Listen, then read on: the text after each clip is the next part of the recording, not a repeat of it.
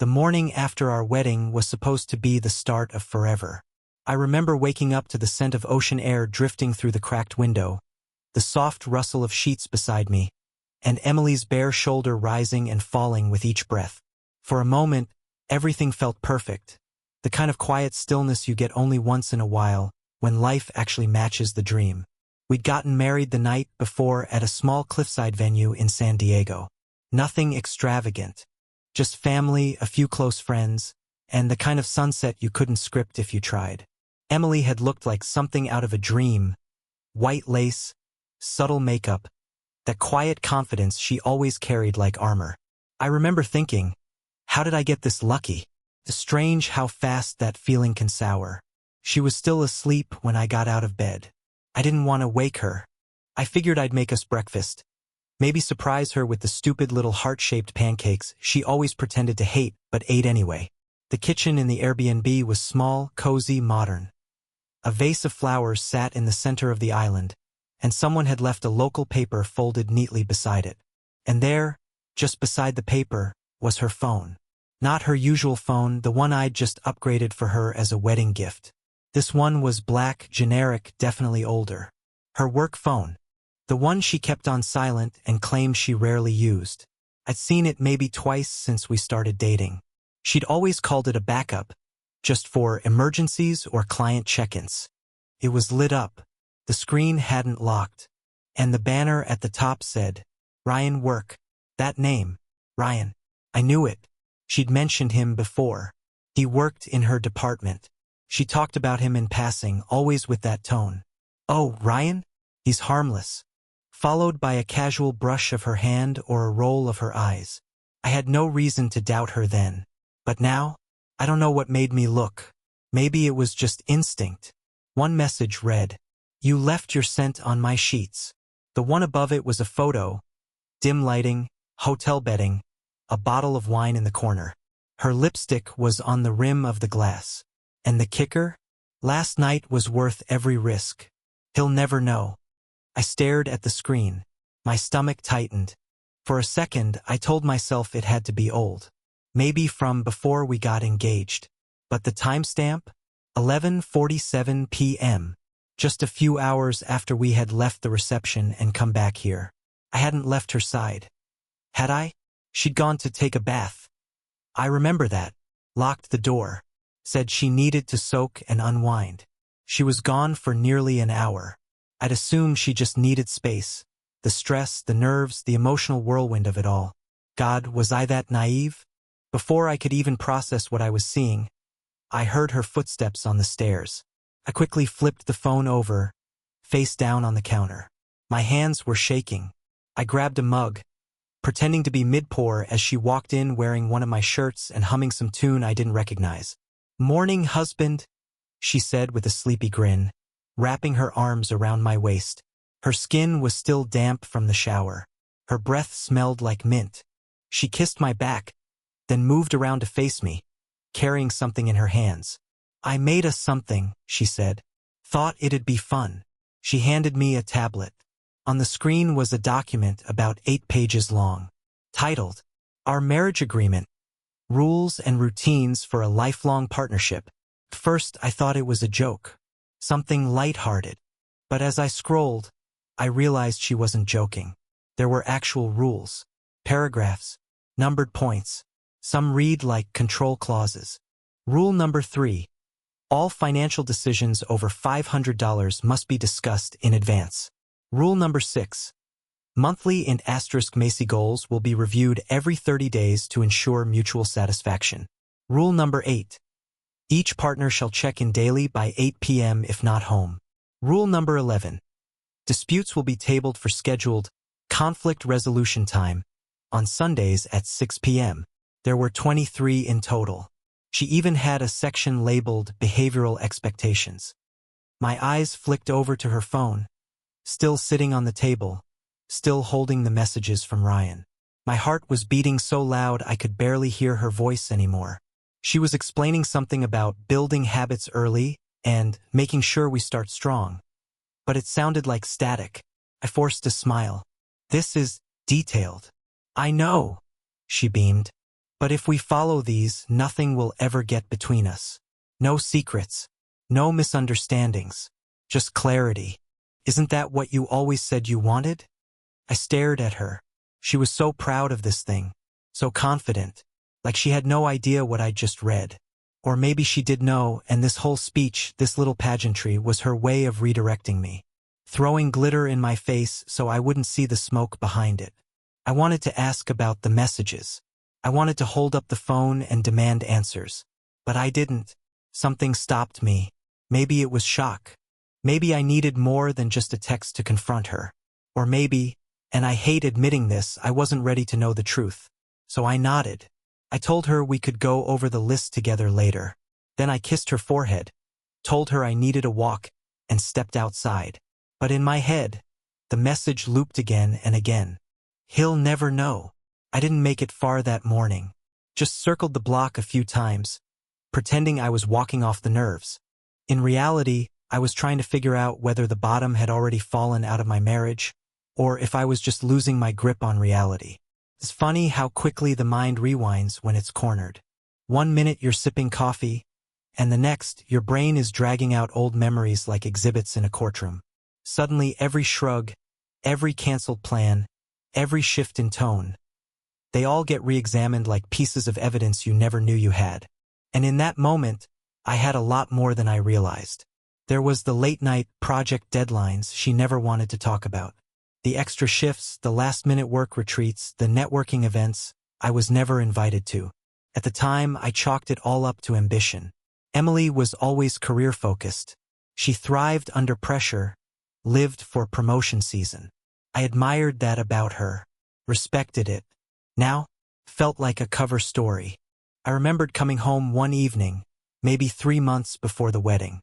She hadn't heard me come in. I found her in the bathroom, spraying something onto her clothes before tossing them into the hamper. Febreze, I think. When I stepped into the doorway, she jumped. Didn't expect you home this early, she said, smiling. But the smile didn't reach her eyes. I remember that distinctly, and I remember the faint trace of men's cologne that didn't belong to me. Musky, unfamiliar, expensive. She told me it was from a client hug. Some guy who always wore way too much. It's like being tackled by a scented trash bag, she joked. I laughed. She always had good jokes. But that night, the shirt went straight into the wash and she took a shower, even though she usually showered in the morning. I didn't think much of it then. But now, it gnawed at me. And the passwords. God, the passwords. She used to be open about everything. We'd share logins for Netflix, Amazon, even our shared calendar. But somewhere along the line, she started changing her passwords. Claimed it was for security reasons. Said work had a new protocol. I didn't argue. I trusted her. But trust, I realized, was a currency I'd been spending recklessly, and getting nothing back in return. There was a time, maybe 6 weeks before the wedding, when she left her laptop open on the kitchen table. I passed by and saw a chat window minimized in the corner. I couldn't see the conversation, just the name, R. No last name. Just that. I didn't ask. Maybe I didn't want to know. And then there were the receipts. They started small. A bar tab here, a fancy restaurant there. Nothing insane, but out of sync with the budget we'd been keeping together. I'd see a $60 charge at some place I'd never been, and she'd shrug it off. Oh, I grabbed lunch with the girls. Or it was a vendor meeting, I covered the bill. Always just enough detail to sound plausible. Never quite enough to make me feel at ease. One time I found a hotel charge. That was the one that stuck with me. A boutique hotel near downtown. She said it was a spa day gift from her office. Part of our Q2 incentive thing, she said, tossing the receipt into the trash like it didn't matter. Later that night, when she fell asleep, I dug it out. It wasn't spa services. It was a single night stay, room service included. I asked her about it again the next morning. She laughed, said the office booked the wrong kind of room, and she didn't even sleep there, just used the spa amenities and left. She called it corporate incompetence. I remember nodding, even chuckling with her. But deep down I'd felt something tighten. Not pain, not even jealousy, just a quiet flicker of dread. And then there were the words she used. It started subtly. Instead of our house, she called it my house. At first, I thought she was just being casual. But it became consistent. I'm doing upgrades to my kitchen. I don't want pets in my house. My guest room needs a refresh. Each time I heard it, and each time I swallowed the lump in my throat. I'd helped remodel that kitchen. I painted that guest room myself while she was in Chicago on business. I was the one who built the shelves she never used. But it was always her house. It wasn't just the semantics. It was the attitude, like she was doing me a favor by letting me live in it. She'd even joke about it around her friends. I married down, she said once at a wine night, laughing with two of her college roommates. Jason's great, but I'm the one with the long game. They all laughed. I forced a smile. I told myself it was just banter. But I remembered the way her eyes flicked toward me when she said it, like she was daring me to say something. And I didn't. I just stood there, a glass of wine in my hand, and tried to pretend I didn't feel the punch. Kept building after that. She started saying things like, "You're too nice." Or, "You wouldn't understand. It's a work thing." Sometimes she'd pause when she mentioned Ryan, like she was measuring what version of the story to give me. There was even a voicemail once. I'd missed a call from her while I was in a meeting. When I called back, she didn't answer. But I had the voicemail. I remember it vividly, not because of what she said, but because of what I heard in the background. It was music. Loud, upbeat, like it came from a rooftop bar. She said she was at home, just relaxing with a book. But unless her book was being narrated by a DJ, something didn't add up. Again, I didn't press it. Again, I let it slide. And now, with that phone still sitting back in the kitchen like a loaded G***N, all those fragments came rushing together into a clear and undeniable picture. She wasn't just distant. She wasn't just busy. She was hiding something. Actively. Intentionally. Repeatedly. I wish I could say I stormed back in and demanded answers. That I flipped the table, waved the phone in her face, and got the truth right there and then. But I didn't. Instead, I stood at the corner of the street, watching the early joggers pass, listening to the hum of traffic in the distance, and trying to figure out what scared me more. That she was cheating, or that I'd seen it coming for months and done nothing. I went back inside eventually. She was sitting on the couch, tablet in hand, still revising our marriage agreement. She looked up and smiled. "You okay?" she asked. "You were gone a while." "Yeah," I said. "Just needed some air." She patted the seat next to her. "Come read this with me." I updated Clause 12, added some stuff about social media boundaries. I sat down, and as she began reading her neatly written rules about digital trust, I stared at the woman I just married and realized I didn't know her at all. By the third day back from the wedding, something in me had shifted. I couldn't pretend anymore. Couldn't swallow it down with small talk and coffee like I had the morning after. The weight of what I'd seen, the hotel photo, the message from Ryan, her whole rulebook masquerading as devotion, had cracked whatever foundation I thought our marriage stood on. And yet, I hadn't confronted her. Not directly. Not yet. I told myself I was waiting. For what, I didn't exactly know, confirmation maybe, or courage, or the hope, however small, that this was all some twisted misunderstanding. But that hope was rotting. Every smile she gave me felt forced now. Every casual touch of her hand made my skin crawl. Not out of disgust, but out of confusion. She was so convincing. She played the role of the new bride perfectly. Waking up early to make coffee, calling me babe in that sing-song voice, peppering her sentences with phrases like, "for the rest of our lives." But the phone was still there, still real, still damning. I didn't bring it up. Not yet. Instead, I waited for an opportunity. And it came on a Saturday night. Emily told me she had a women's empowerment dinner with some colleagues from her firm. Supposedly, it was an all-female event, networking, support, some keynote speaker from out of state. "You'd be bored," she said, brushing her hair in the mirror. "I'll be back by 10. She wore a sleek black dress. Not over the top, but definitely more than casual. Heels that made her 2 inches taller. Lipstick just a shade too bold for a corporate event. And perfume. God, so much perfume. Take pictures, I joked, keeping my voice light. She laughed. It's not that kind of thing. And with that, she was gone. I waited exactly 12 minutes after she left before I grabbed the shared tablet. We'd used it to manage travel plans, streaming apps, recipes, nothing too personal. But a while back, I'd installed a family locator app on it when we were planning a trip through the mountains. I never deleted it. Neither did she. Probably forgot it was still running. I opened the app and there it was. A blinking dot. Not moving. Not heading toward the restaurant where the dinner was supposedly being held. Not anywhere near downtown. The address pulled up a hotel. A boutique one, off the main strip. The same one from the receipt I found weeks earlier. I didn't hesitate. I grabbed my keys, barely remembering to lock the front door behind me. I drove without music, without air, without anything but the sound of my breath and the pounding of my heart. I pulled into a side street near the hotel and turned off the engine. My hands were sweating. My palms stuck to the steering wheel. I didn't know what I was doing, what I was planning to do. All I knew was that if I didn't look now, I'd spend the rest of my life wondering. The hotel had tall glass windows facing the road, with soft lighting inside that made everything feel a little too perfect. A little too clean. I stood across the street, tucked behind a parked SUV, watching the entrance. For a while, no one came or went. Then, movement. 2 people stepped into view through the window of one of the suites on the second floor.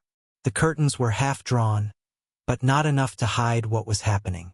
It was her, Emily, and him, Ryan. I recognized him immediately. I'd seen his photo once when she showed me a group picture from her office holiday party. She'd laughed and said, "That's Ryan. Always trying too hard with his ties." He wore one now. No jacket. Just a shirt, tie loosened, sleeves rolled to his elbows.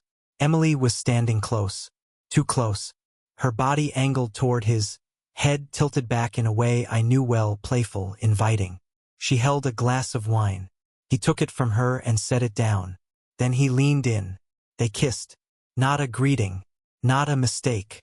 A real kiss. The kind that comes with familiarity. My breath caught in my throat, but no sound came out. Couldn't look away. Couldn't even move.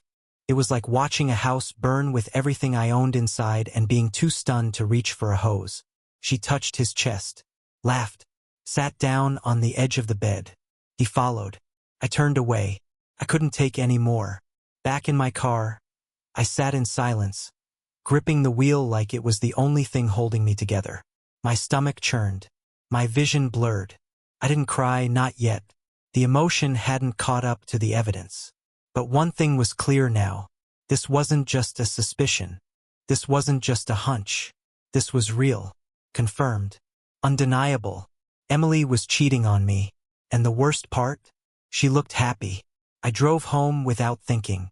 Parked in the driveway, headlights off, staring at the house like it belonged to strangers. When I finally stepped inside, everything looked normal. Her coffee mug still sat by the sink. One of her slippers was under the couch.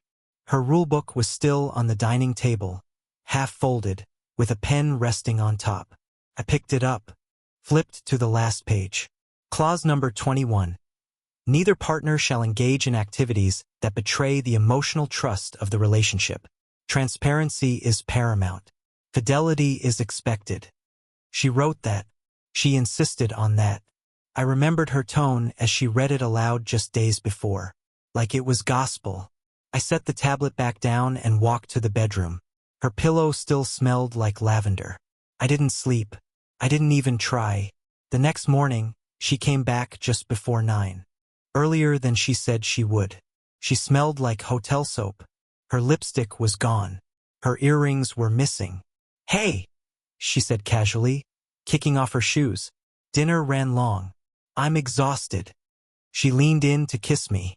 I pulled back. "Something wrong?" she asked, frowning. I looked at her. Really looked at her. Everything in me wanted to scream, to demand answers, to ask why. But I didn't. Not yet. Because now I wasn't just a man with a suspicion. I was a man with proof, and I planned to use it. The next morning, I waited until Emily left for work before I made the drive to Los Angeles. I didn't tell her I was going. I didn't tell anyone, actually. I just packed up a folder of documents I'd been quietly assembling over the past few days and hit the freeway. 3 hours of white lines and lane changes, the GPS barking directions I already knew by heart, all of it drowned out by the noise inside my own head. It wasn't rage that fueled me. Not anymore. That part had burned out quietly and completely the night I saw her in that hotel room with Ryan. What I felt now was colder, focused, exact. I had a plan. I'd found the attorney through a friend who worked in finance. Her name was Maya Travers, and she specialized in high-asset marital cases. Her reputation? Brutal but fair. The kind of lawyer who didn't blink at chaos. She built her career from it. Her office sat high in a glass building overlooking downtown. The lobby smelled like eucalyptus and ink. Clean. Modern. Not a single crooked painting or water stain in sight. Everything in its place. Maya didn't waste time with small talk. After I sat down, she simply said, "Tell me everything." So I did. Not just the affair, but the lead-up. The secrecy. The shift in language. The hotel visits. The marriage agreement she'd drafted like a CEO outlining a merger. I laid it all out, detail by detail, like evidence in a case file, because that's what it was now. Evidence. When I was finished, she didn't ask me how I felt. She asked me what I wanted. "I want out," I said. "But I want to do it right. I don't want to blow up. I want control. Quiet, clean, ironclad. I want her to feel it." Maya didn't flinch. She simply nodded. "Then let's talk strategy." I reached into my bag and handed her the documents. The prenup, the deed to the house, photos from the hotel, the digital trail from the locator app, **TS of the text messages. I even printed out a copy of Emily's marriage rules, highlighted clause 21, the one about fidelity.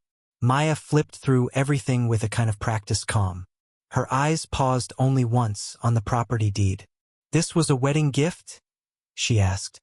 "From her father. He wired the funds directly to the seller. I had no say in the purchase price or the terms, but he insisted on putting both our names on it.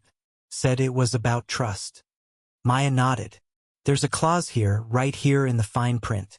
A condition." I leaned forward. "What kind of condition?" "If the marriage is dissolved due to fraud, coercion, or breach within the first 12 months, the gifted equity converts to a repayable sum, payable immediately to the grantor, her father. That means if you prove she violated the marriage in bad faith, especially this early, he has to call in the loan." My heart skipped. "So she wouldn't just lose the house," I said slowly. "Her father would be on the hook for the full amount?" "Exactly. And if you walk away now, amicably, she gets half. Maybe more if you're not careful. But if we establish cause under the prenup's fraud clause, then I keep the house, and her family eats the loss." She nodded. "It's not petty if it's legal. And this?" She held up the marriage rulebook. "This is gold. She gave this to you willingly?" "First morning after the wedding." "Perfect." She tried to control the narrative. Now we control it instead. I sat back in my chair, the weight of her words settling on me like armor. For the first time in days, I felt something close to stability. Maya leaned forward, her voice low and deliberate. "Now, here's what we do." The next 3 hours were meticulous. She dictated the process step by step. A discreet filing. A case framed under marital misrepresentation and bad faith behavior. We'd serve her with annulment papers, not divorce, based on the idea that the marriage was invalid from the start due to concealed intent. "We're not saying you were just incompatible," Maya explained. "We're saying she married you under false pretenses, with ongoing deception. That changes everything." "And the affair?" "That's the hinge point. But the financial misrepresentation and behavioral manipulation push it over the edge. We'll cite her attempts to regulate your behavior through written terms, while simultaneously breaking those terms herself. Courts hate hypocrisy. I signed the retainer that afternoon. By sunset, Maya's team had already started drafting the petition. The wording was surgical. No emotion, no flair. Just facts. Dates, breaches, documentation. It read more like a forensic audit than a breakup. And that was the point. By the time I drove home, the sun had dipped behind the hills. The sky was orange, smeared with dusk. I pulled into the driveway and sat in my car for a long time before going inside. The lights were on. Emily's car was parked like nothing had changed. She greeted me from the couch, barefoot, wine in hand, watching a true crime docuseries like it was just another Tuesday. "Hey," she said. "You were out late." "Yeah," I replied. Had to clear my head. She smiled like she didn't have a care in the world. "I saved you leftovers." I nodded, thanked her, and walked into the kitchen. Inside, I saw the wine bottle. Expensive. Red. One I'd bought for our honeymoon.